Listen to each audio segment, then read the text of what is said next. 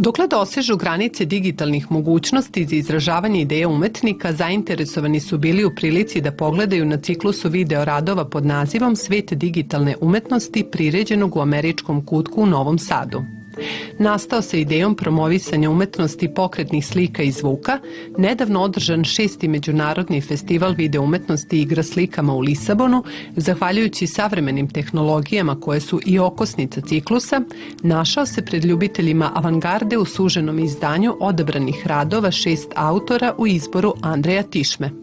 Ideja mi je da približim tu vrstu umetnosti široj publici, pošto je to još uvek recimo video, mediji, uopšte kompjuterska umetnost, da je to još uvek nije steklo zasluženo mesto u našoj kulturi, uopšte u ovim prikazima događanja umetnosti. Ljudi nekako to smatraju možda nekom perifernom granom, međutim ja smatram, pošto mi živimo u elektronsko doba, da je to upravo umetnost našeg vremena.